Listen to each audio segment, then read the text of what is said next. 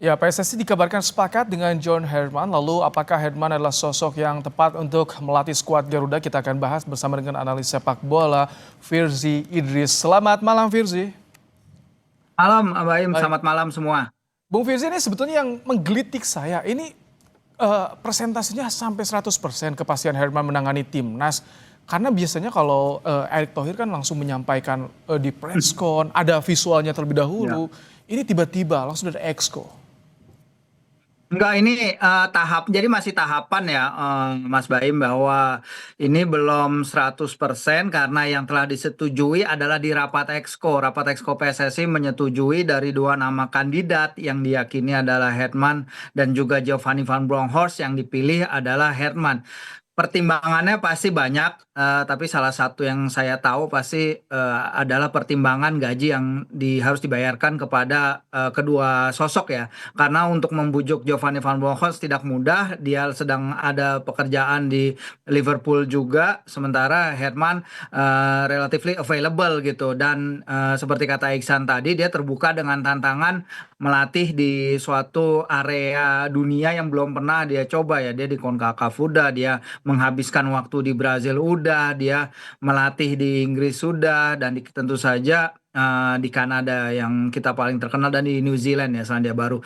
Jadi memang ya, ini masih tahapan karena kedua kubu harus menegosiasikan gaji dulu ya, penawaran gaji, penawaran kontrak, baru tanda tangan kontrak, baru kemudian diumumkan. Nah, ini kita akan tunggu tahapannya, tapi sekarang udah mendekati Natal bagi orang-orang Inggris sana, jadi kayaknya memang timelinenya seperti yang diketahui, kemungkinan besar bisa jadi minggu kedua Januari, seperti ketika berita mengenai Patrick Kluivert pertama diresmikan oleh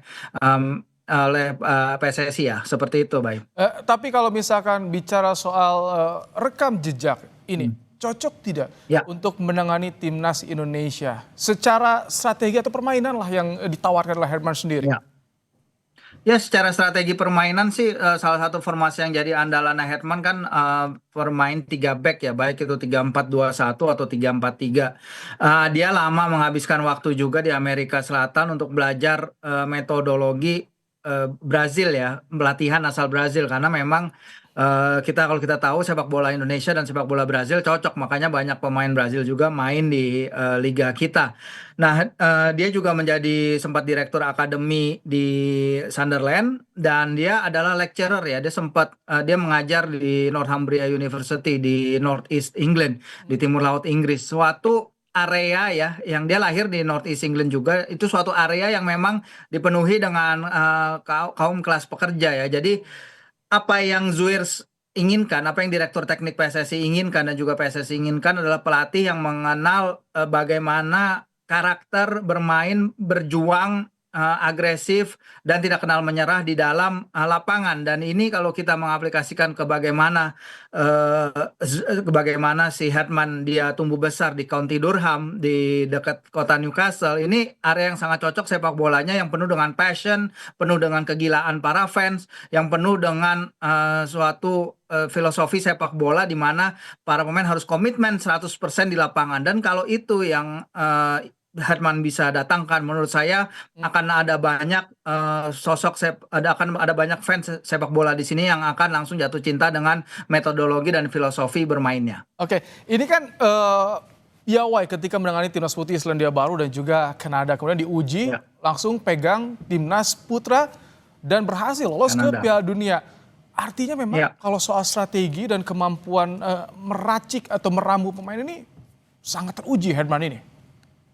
Iya, teruji karena emang di Selandia Baru dan juga di Kanada dia terlibat aktif ya dalam pengembangan struktur sepak bola nasional mereka. Ini sesuatu yang memang sebenarnya lagi sangat dibutuhkan Indonesia sekarang ini, baik philosophy of play atau fondasi permainan. Karena kita punya beberapa pelatih ya yang menangani timnas, termasuk juga Indra Syafri kemarin di SEA Games. Sejauh ini mereka masing-masing punya gaya bermain sendiri-sendiri. Patrick Kluivert gaya bermainnya berbeda sekali dengan Sintayong. Sintayong mungkin gaya bermainnya juga berbeda dengan Indra Syafri di SEA Games. Jadi ada ketidaknyambungan sejauh ini ya, yang harus ditata oleh Zuir sebagai Direktur Teknik PSSI, yang harus tercantum di blueprint dan juga di roadmap sepak bola Indonesia.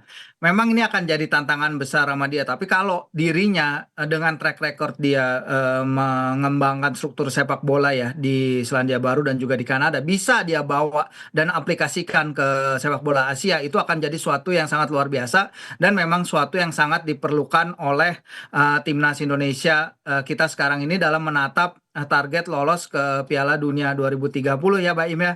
Tapi ada tapinya juga yang harus dia lewati di sini juga adalah perpolitikan ya di sepak bola Indonesia, dan mungkin itu suatu hal yang dia juga harus biasakan ya, karena mungkin di Kanada dan juga di Selandia Baru ekspektasi dan juga bagaimana permainan politiknya di level atas itu berbeda dengan di Indonesia sekarang, terutama sekali setelah kita gagal lolos ke Piala Dunia. Itu kayaknya ada faksi-faksi di PSSI yang mungkin sedikit berbeda pendapat satu sama lain, tapi yang pasti sebagai pelatih timnas dia harus punya pandangan satu, yaitu memberikan yang terbaik bagi timnas Indonesia seandainya dia dipilih dan bisa membawa kita ke Piala Dunia 2030.